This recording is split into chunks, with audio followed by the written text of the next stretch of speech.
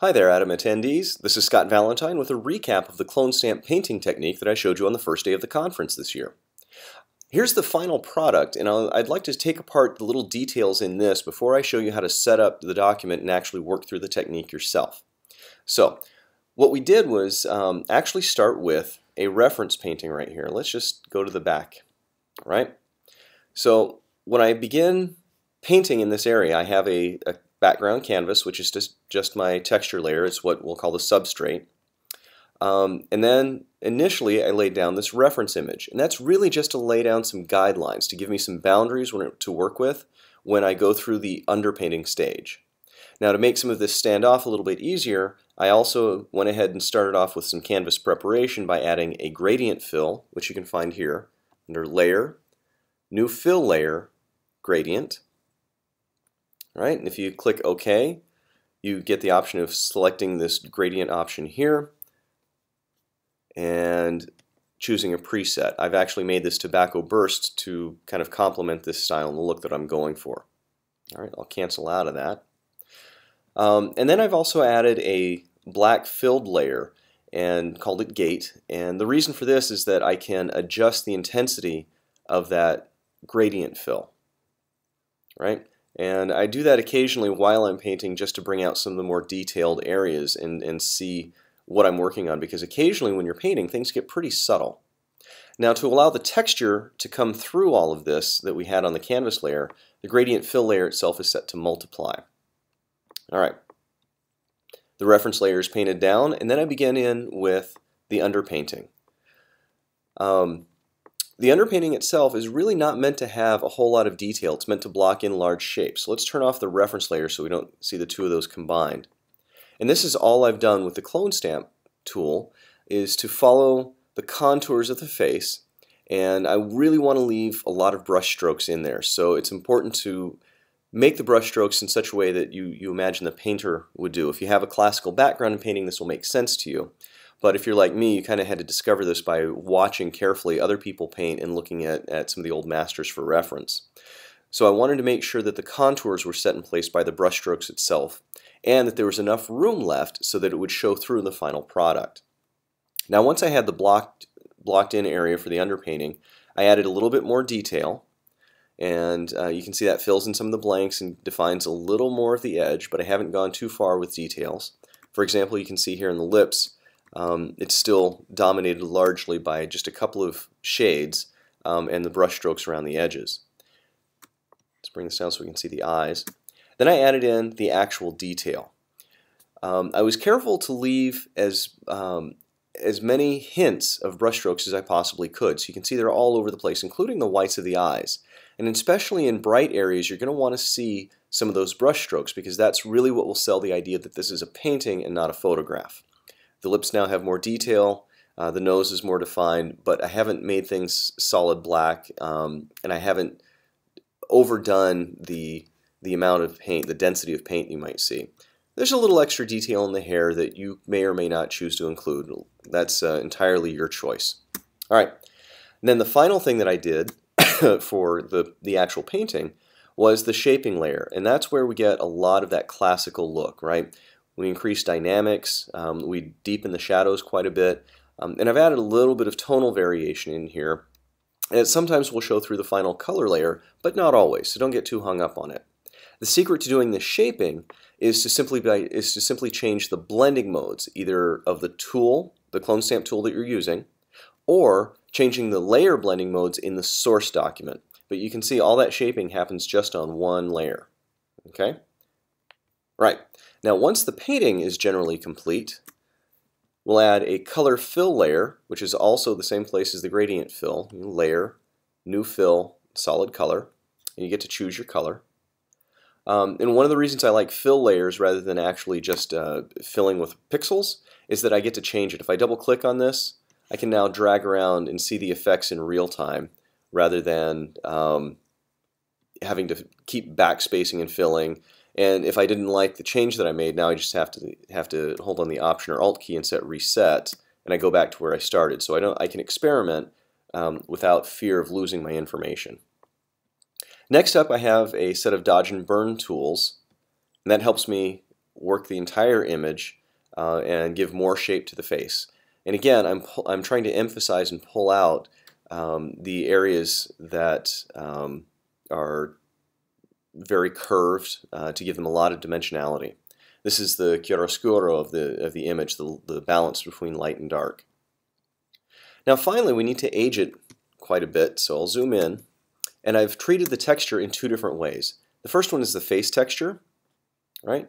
And it's actually set to color burn blend mode, and it's sampled in just the same way that we're going to sample in the basic painting. But I also went ahead and added a mask in this case. This is something that I didn't show in the conference, but sometimes it really helps.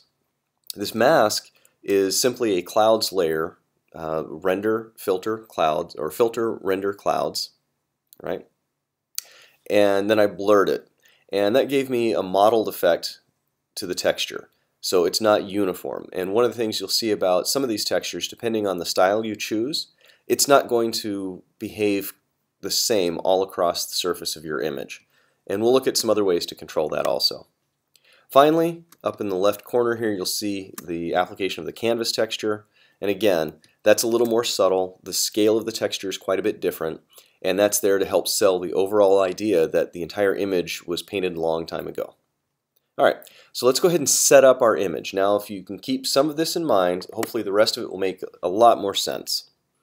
So now we need to prepare the source image. This is where I will take my sample from with the CloneStamp tool, and I will adjust the blending modes in the different layers and the opacities to give me different effects while I'm painting. So starting from this image, I applied a layer mask using Topaz Remask 4. And I'm not going to go through the tutorial on that. It's actually pretty straightforward, and if it was included in your transfer files, you can give it a shot and see how easy it is when you have a simple background to knock out. I wasn't too careful about making detailed selections because the canvas itself is dark, and while I'm painting, I get to control how much of this is actually included. So I'm not too worried about frizzy hairs or anything like that. I just wanted enough of a mask so that I didn't paint the background onto my canvas. Now, here's one of the tricks. To make things a little easier for blurring later on, I went ahead and applied this mask by right-clicking and choosing Apply Layer Mask. What that does is it makes the mask permanent, and when you go to blur layer on, when you go to blur later on, it keeps the background from bleeding into your subject. And that's really important when you have lighter areas like this, or maybe if you just have the edge of a face up against something darker. You don't want the background bleeding into it. You want the subject to actually dominate. So it's important to have all that happen. I then duplicated this layer. I'll hit Command or Control J. And on this layer, I'm going to call it Impression, just like you see already set up. Call it Impression 2, keep it separate.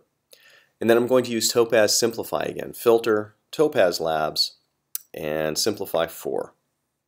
What this is going to do is reduce detail. So I have some presets here, but you can actually go through one of their built-in presets called Underpainting, and it's under the painting title. And you can see as you apply these, they have different levels of detail that are left. This is actually pretty nice for some portraits. I like how soft it is, but for our purposes, I'm just going to use a preset collection called Renaissance Prep. And the reason I like this particular version for this image is that it's reduced even the eyes to mostly solid colors. I have a few soft transitions, but really what I'm looking for are large blocked areas. You can get some of the same effect by using surface blur in Photoshop, or even by using the lasso tool and selecting regions, and then using the blur average filter. That takes a lot of time, so I highly recommend if you want to try this out, either just take the defaults for surface blur, or try a plugin like this to get rid of most of that detail. And rather than render this, I'm going to cancel it because I already have the results that I want, and it can take a couple of seconds to finish out. So here we are back in Photoshop. I'm going to get rid of this layer just to keep things clean. This is the result of the impression plugin that I used, and you can see it's a little bit different than what you saw in the preview. But the important things are that I've still got these blocks of color. I have some tonal variation with a subtle gradient, but mostly I've lost the detail. Now I've taken this duplicated it again, and applied a Gaussian blur, and that's what we have here. As a matter of fact, let me turn that back to normal blending mode and turn off these others. And so you can see the result of blurring the impression plugin result gives me even softer areas. And I'll use that to fill in some details. I mostly use this for a correction layer.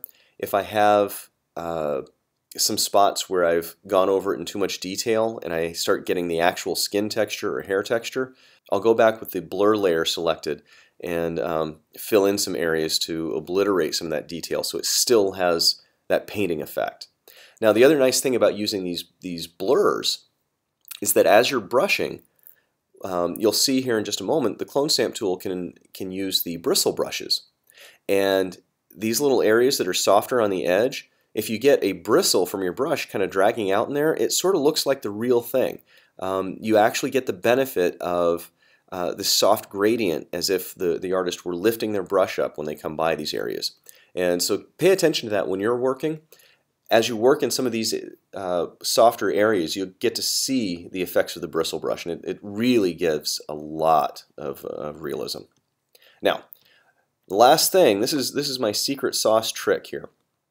The way to make all of this work as simply as possible is I've added a blank layer at the top, and I've, in this case, filled it with 50% gray, but it doesn't matter what color you fill it with. Just make sure every pixel on this layer is filled. And then you come to either fill or opacity and drop it to 0. Now that's a lot different than turning off the layer. What happens is you are using the CloneStamp tool and it needs pixels to sample from. If you turn this layer off, there's no visible difference, but Photoshop knows there's no information for it to sample, so it can't do anything. If I turn the visibility on, but I have fill or opacity set to 0, then Photoshop is tricked into thinking it's actually sampling those pixels. Now, you have to use that in conjunction with the options for the CloneStamp tool at the top here, right? So when you select the CloneStamp tool, you get these options at the top, and we're going to leave these alone for the most part. I'm selecting current and below because I'm going to sample from my sample layer. And I've got this alignment checked, right? So this tells you whether or not you're going to lock the alignment. The difference here is that if you deselect this, wherever you sample on your image now becomes the starting point for your stamp. So if I were to sample over an eyeball, say, and I went to paint in my target layer, every time I pick up my stylus, I would start painting a new eyeball. However, with this enabled, this alignment enabled, now, once I lay down the first stroke, that anchors the sample for the whole image. And if I paint an eyeball, say over here on this side, and then I pick up my stylus and I move over to the other side and start painting, I will get the same distance on the other side. So I'm not painting with an eyeball, I'm painting with whatever is to the right of that eyeball, right? So we'll see how that works in just a moment. Let's go ahead and turn on the impression layer. And I'm going to, with my CloneStamp tool, select a preset that I've got, which is actually just called reference. And if you look at the details of that, that reference is nothing more than a round brush set to about 400 pixels, right? It covers a lot of area, no spacing, 100% hardness. What we're going to be doing is laying down this image, let's see, not impression, I want my reference layer. We're going to be laying down this image in the target layer and using that as our boundary. All right, let's close this. I'm going to hold Option or Alt and click right in the middle of our eyeball just for a landmark. Let's close the properties and open Clone Source.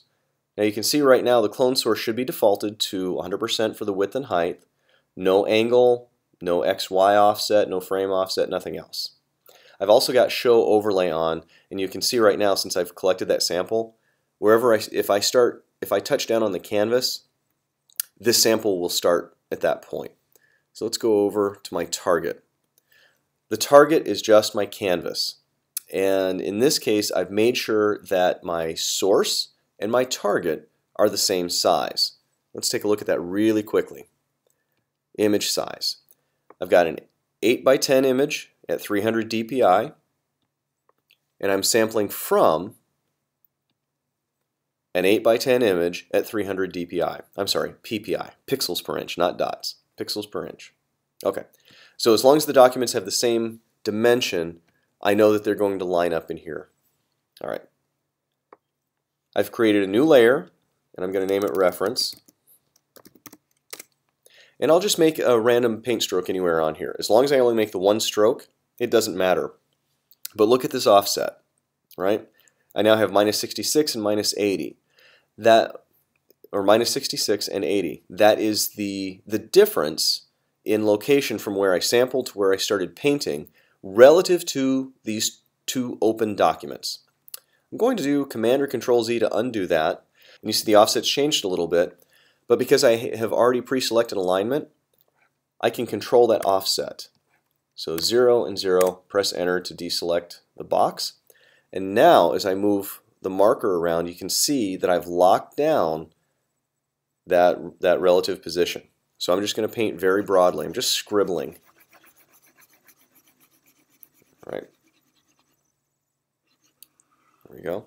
Oh, very important. I'm actually using a Wacom Intuos Pro tablet for this with an art pen. Now, the reason I like the art pen is that it enables rotation, which we'll see in just a moment when I use the bristle brush. But using a mouse for this technique would be very, very difficult. You can do it, but you lose an awful lot of fidelity, and it probably will take you a lot longer. Plus, you don't get the rotation ability right off the bat. I like to work as organically as possible, and that's kind of how I came up to this technique. I just really wanted to make sure that I had a way to not think about controlling the tools so I didn't have to futz with every little detail. Alright, so my reference is in place. I'm going to lower its opacity to about 15%, something like that, just so I can barely see it. I know I'm going to be painting with a fairly low flow and opacity, so I need to give myself some visual reference. And so I'll press V to get my move tool just to make things easier on the eyes. I'm going to add my gradient fill layer just above my canvas.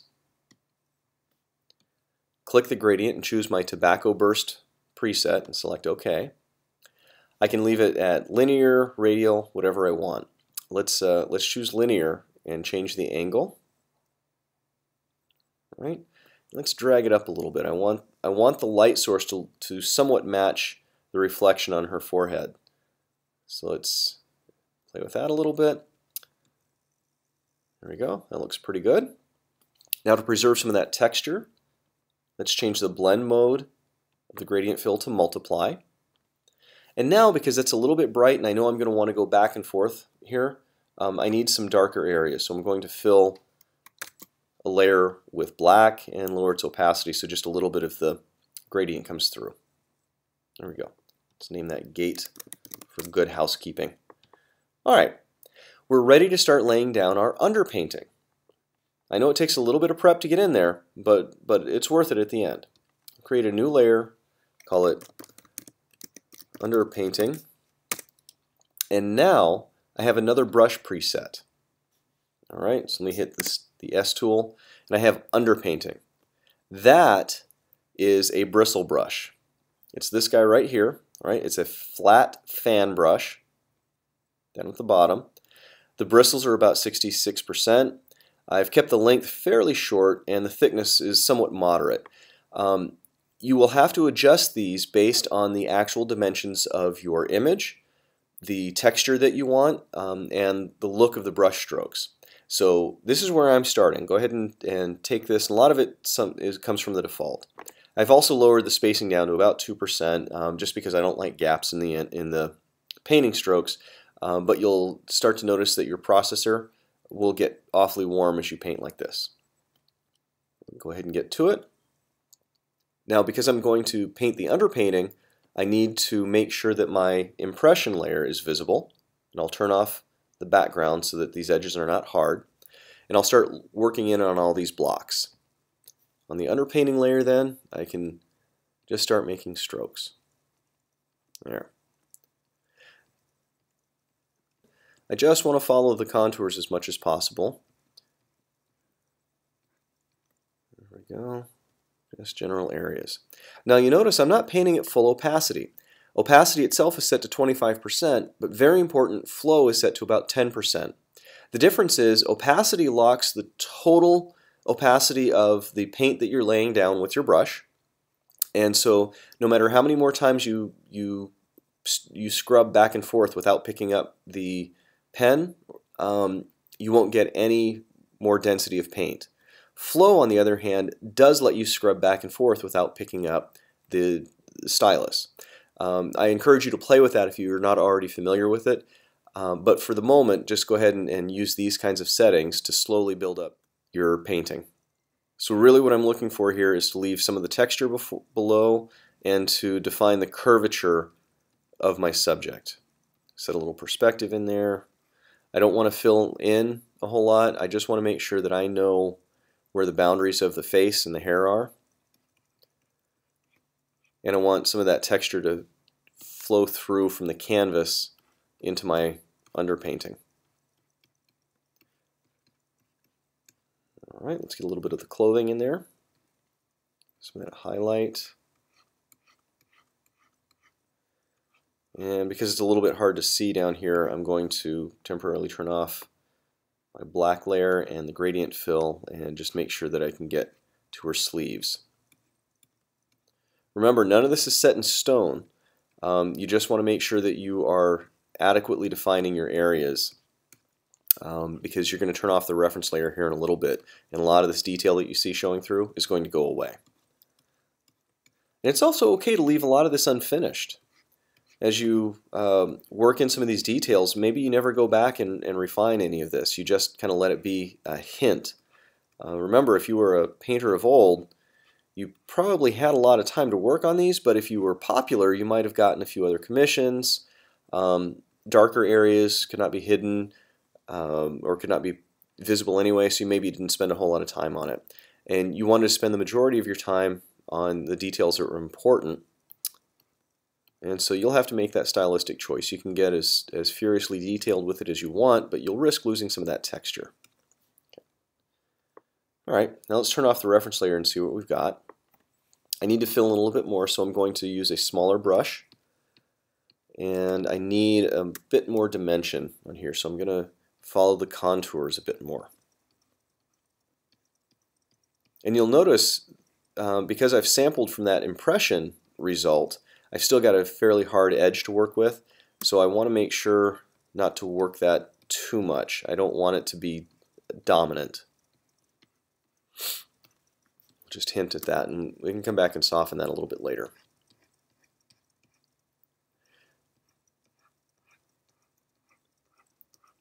So right here I'm using the ability of the Wacom Art Pen to rotate to adjust the angle of the brush itself. You can see I can tilt it one way or another, or I can rotate it, and that adjusts how the paint strokes are laid down.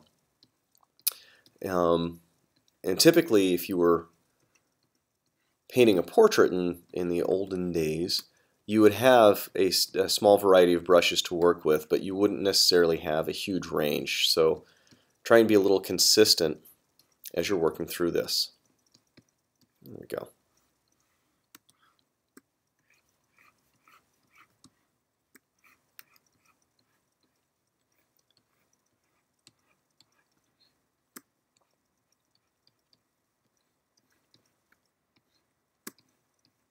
Okay, get some more on the forehead here.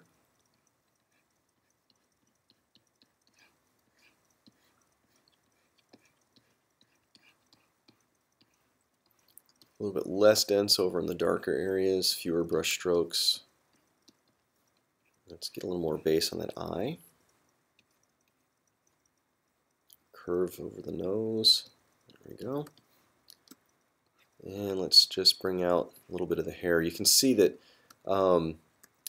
as I'm brushing, some of those stray bristles are reaching out and grabbing some of the fuzzier areas, the softer regions, and implying brush strokes that that really helps sell the idea.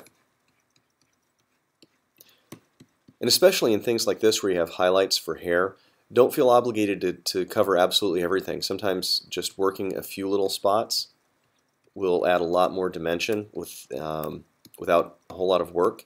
It implies some really good detail, but keeps things vague. So it's a little little visual trick to use there. Okay. This is starting to come together. Smooth a few things out. And you can see the advantage here of using flow is that if let me scrub right here and not pick up the brush, if I go back and forth, I'm continuously building up. I can just keep, kind of like with a crayon, you can just keep scrubbing over that area to keep building up until you like it. You don't have to keep picking up the pen. Now when you do that, you obscure an awful lot of the individual brush strokes, so it's important to allow some overlap like you see right here. That really gets the detail in there. Gives you some good visual hints.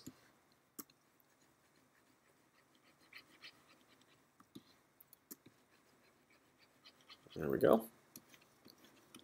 Add a little bit more. And zoom out and see what we've got. Okay, this could probably use a little bit more work to smooth it out a bit more, but I think it serves the purpose right now. And every time you do this, it'll be a little bit differently. It's also one of the things I like about this technique is that it's very much up to the whim of the artist. However you are feeling at the moment about your painting, you can put that in there. You do the same portrait half a dozen times and you'll get half a dozen variations. But you're still in charge of all of it. Never give up control of your art to the plugins. Use them. My philosophy is that you use them as a starting point more than anything else. They should not define your art, and your tools should not constrain your art. I get to choose where all the paint is coming down here, and being a little bit of a control freak, I'm okay with that. There we go. Okay, we'll call that good enough for the underpainting. Now, let's add a mid layer. And this is going to start shaping things a little bit more detailed. So I'll go back to my source document. I'll turn off impression and turn on blur, but I'm going to do a little trick here. It doesn't matter if I select away from this sample layer, the clone source will always see everything current below. So I'm going to take the blur element and lower it down just a bit so I still have some softer areas. There we go. And there's no hard and fast rule to this. You can start with blending mode changes here. You can paint with just the blur tool to get some of these highlights, anything you like. But I'm going to put in some mid-level details here without getting into the skin texture. So let's pay attention to some of these areas that I didn't fill in. Remember, I'm painting on a new layer every time I change the focus of my details. Okay. And now you can see why it's important to try and keep the tonal values and the colors of your original image when you do the simplify step. Because if you don't, then you'll get some jarring transitions. There we go. Now I'm starting to hint at some of these shapes just by brushing over them, but still maintaining the contours. There we go. Let's give a little more to the eyeball. Bridge.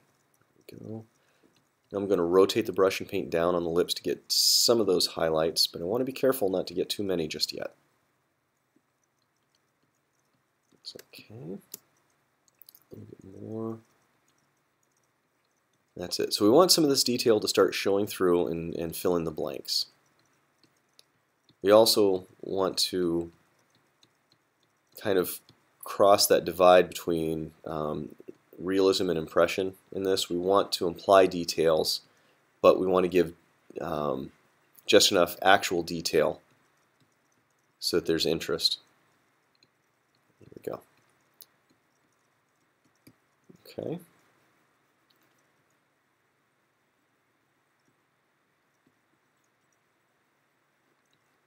There.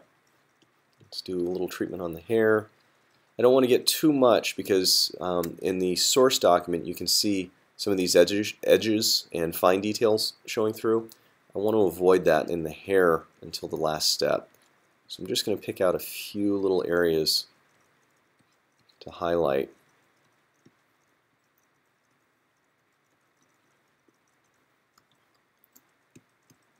Let's work on that braid a little. we go.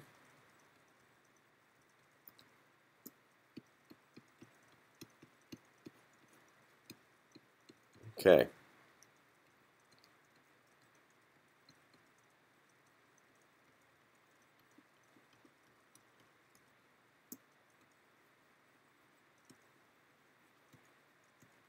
Good. So let's take a look at our starting point again, and we'll work through some of those layers. You can see that I've just completed the underpainting and the mid detail. So we've got these areas. And let's go and turn off the texture and everything else so that we don't get confused. So we're at roughly the same stage. As you can see, obviously the brush strokes are all different because you're doing them manually. But now let's add the detail. In this one I did a little too much detail, so I'm going to back off of that a bit. Let's go to my source document. We'll turn off blur, and now the sample will be looking at exactly the photographic details that we see here. Go to target. I'm going to call this one detail to help me remember that I actually did this from the photograph itself, not from the result of a filter. Make my brush smaller. Now I'm going to be very selective about picking the detail that I want to put in there. You can see those brush strokes are still being maintained, but there's some life coming into the eyes. Let's clear that up quite a bit. There we go.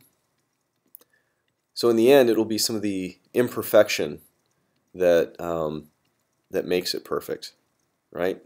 So there's an idea called a Persian flaw. If you're not familiar with it, Persian rugs were so finely crafted at some point that some people felt it might be an offense to God that something was so perfect. So they would build in a flaw to their rug just so that they wouldn't offend the gods. And so let's leave a few Persian flaws in here. Not that I'm implying anything. There we go. And you can see as I paint here, I'm getting a little skin texture, so I have to be careful to avoid that. Let's just work a little bit here. And let's get some of the highlights around the mouth.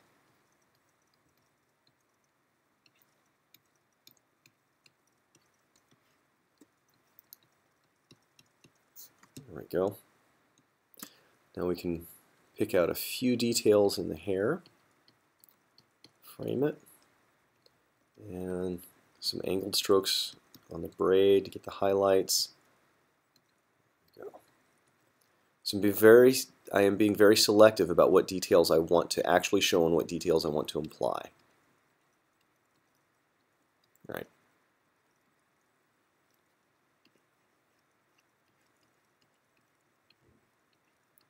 All right.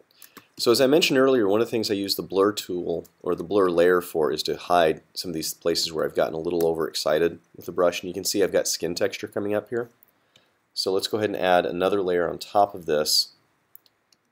I'll select my blur layer again, and I'm going to increase its opacity back up close to 100, something like that. Now I can come back in here and start to obscure some of those areas and blend in the tones. That way I still maintain those highlights, but I haven't put in skin texture, which would have been very difficult to paint back in the day. Don't forget, the actual resolution of your image is somewhat limited by the scale of the texture that you're painting on. You can see this blur lets me blend in some of these areas, so we hide some of those brush strokes as well as the texture that we didn't want.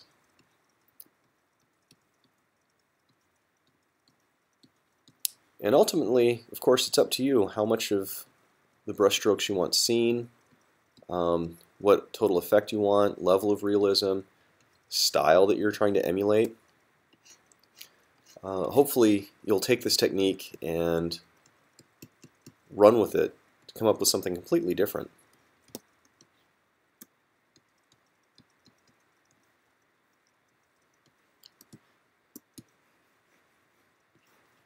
There we go. And don't be afraid to go back and forth on a few of these things. You'll have to iterate or repeat yourself with varying levels of build-up to get the look you want.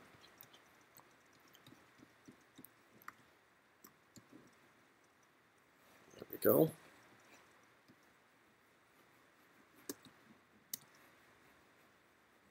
Smooth out her face.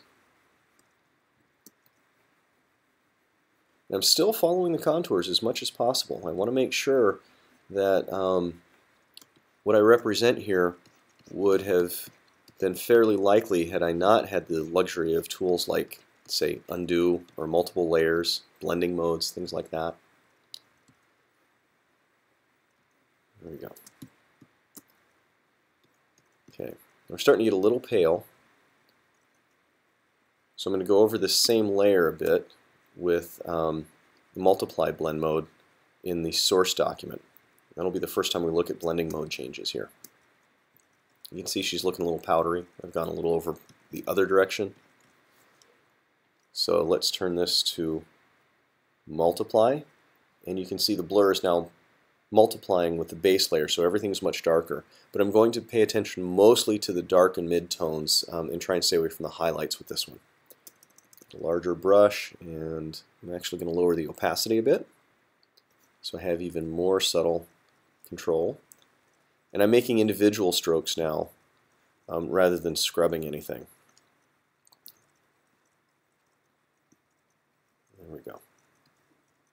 And the reason for this is because I want, there's going to be a subtle transition between just right and too much, and it's easy to blow right past it. So work on shaping here. You can recover some of the brush strokes that you might have lost from adding some of the blur. Remember, we're working mostly in the shadow and darker areas here, so anything you think needs to be a little bit darker, think of this as kind of like a burning pass. If you're familiar with the photographic terms for dodging and burning. You're emphasizing the shadows and giving some more shape here. There we go. If we do the same thing in the hair, we can make some of these darker areas a little more rich. That's it. Maybe a couple of highlights brought down on the fabric also to give more texture of cross painting, or cross strokes, sorry. There we go.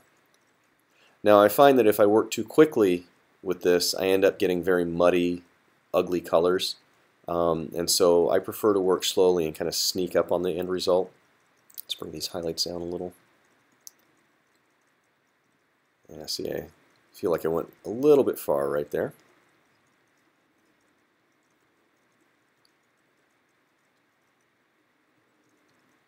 There we go. Okay. Now let's go the other direction. I'm going to create another layer here. You can do this all in the same layer if you're confident with it, but just for sake of demonstration, I'm going to add yet another layer so you can see the difference. I'm going to change the blur mode to the blend mode to screen, and I'm going to turn on the impression layer behind there because I don't want to get too many of those details in there. So let's just touch up these highlights, reduce the brush size. We'll hit some of those high points like the bridge of the nose.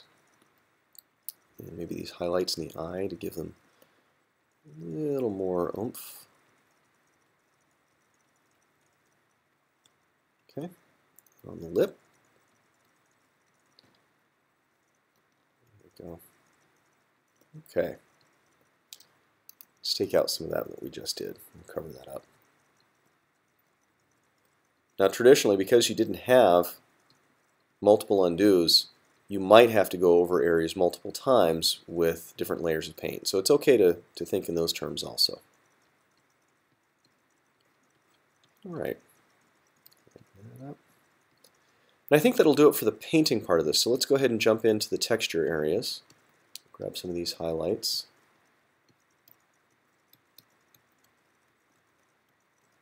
Oh, before I switch away from this, I mentioned earlier in the demo that you could also potentially use tool-based blending modes for some of these things.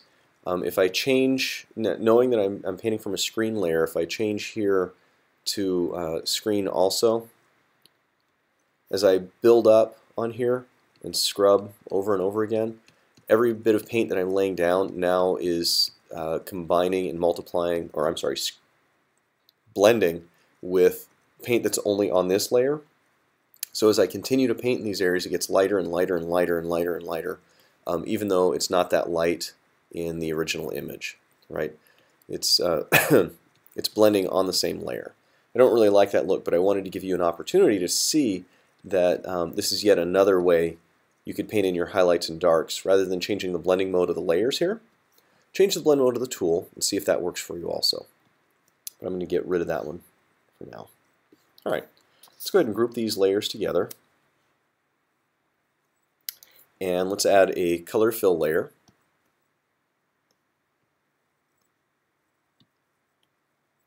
And I already have the color that I want pasted in there. This is kind of a, I don't know, bad butterscotch sort of look. Set it to color. And let's bring down the opacity a bit. Now, I don't necessarily want the color applied uniformly everywhere. I want it mostly in these highlight areas. So I'm going to double click on here and use Blend If on the underlying layer. I'm going to bring the shadows up just till they start to encroach. You can see that transition. That means the color fill layer is only being applied to these lighter areas. So I can adjust that shadow transition where I want. There we go. And I hold Option or Alt and split this slider to make it a smoother transition. The reason I'm doing that is because the aging process would not have happened uniformly based on the colors. It would happen mostly to areas you've applied more paint to, and it would be more visible in lighter colors. Darker colors tended not to shift as much, and if they did, it might be a different color. Here we go. So let's get rid of that. Select OK. All right, so we've already started adding some aging. We need to fix a few things with some dodge and burn. So I have this really cool retouching toolkit panel that I'll give you a discount code for as part of the other files. Let's see, it's not popping up just yet. Hold on a moment. There we go. Okay, so now I have this retouching toolkit. I'm going to click Dodge and Burn, and what that does for me is it creates a set of curves. This adjustment layer is masked, and as I paint with white, I'm going to dodge this area. And same thing happens over here. If I paint with white on the mask, I'm going to darken the area. So let's go ahead and grab a regular brush, B tool here, and let's take a look at getting a soft edge, fairly large brush, right?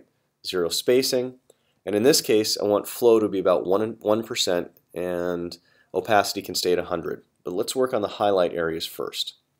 Okay, so I'm going to bring up just a little bit around her eyes and her lips, call attention to them.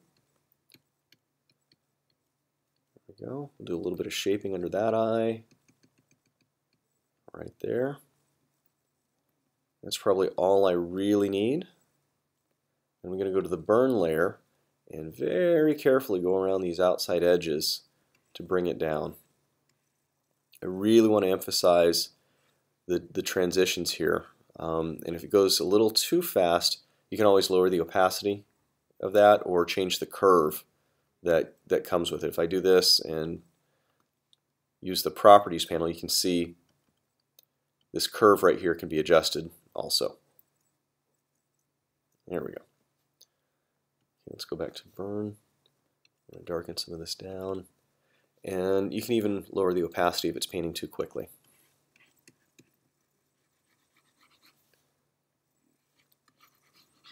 And it's okay to let some of this go to black. That was one of the defining features, was that you lost detail in the shadows quite quickly for some of these looks, because the effect was really aimed at getting this overall glow, this chiaroscuro in relationship between light and dark, to capture something a little more ethereal.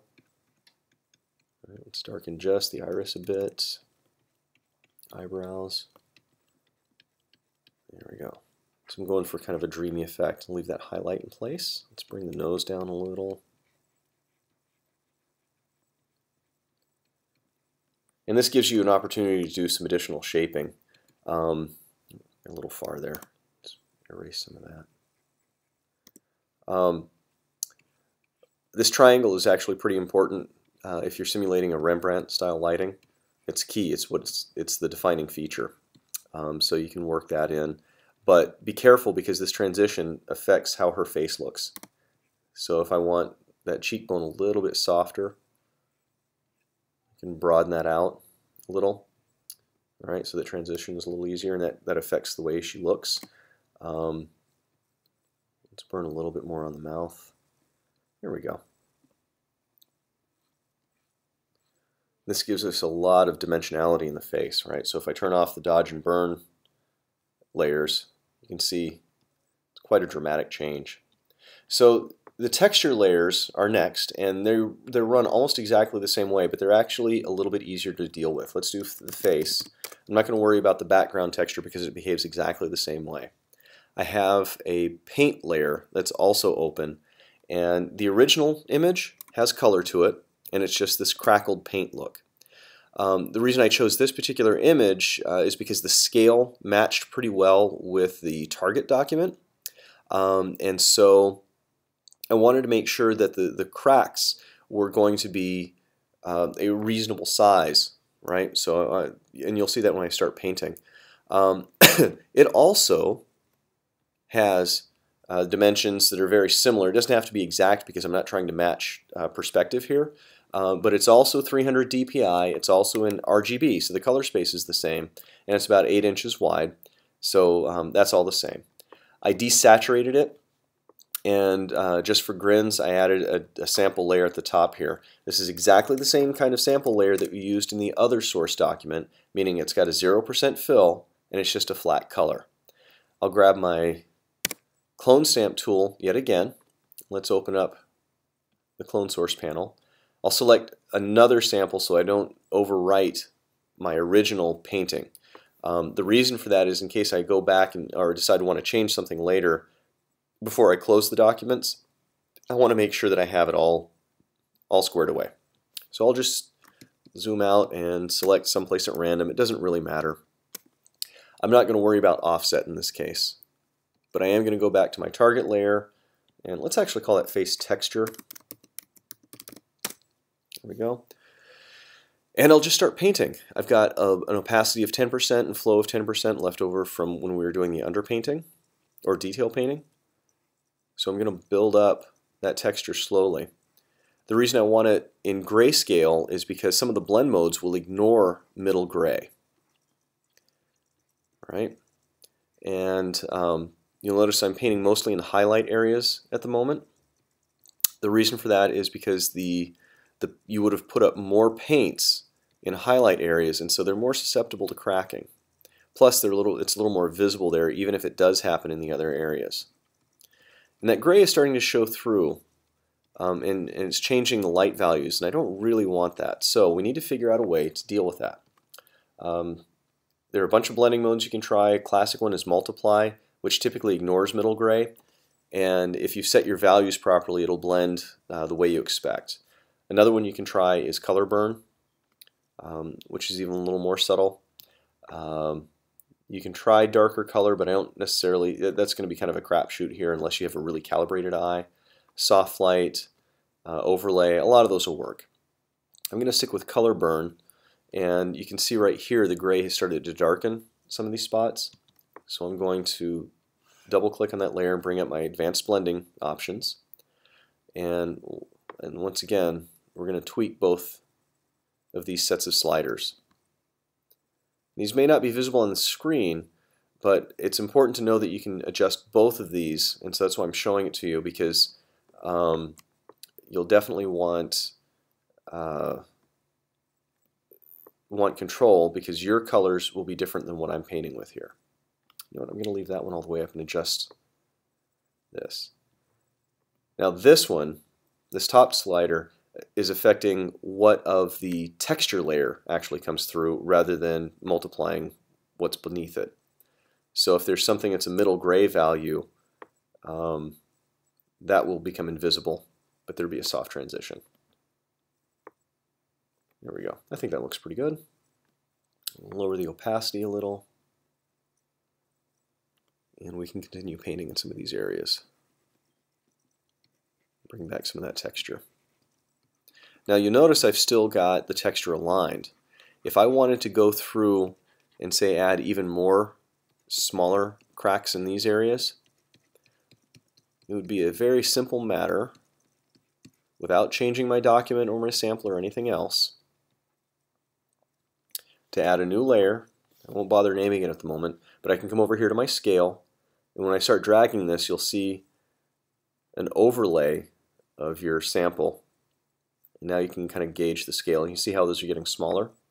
Now if I zoom in here, I want finer cracks, say where her eyes are. I can paint those in. And let's get an eraser right there. And we'll do the same thing, color burn.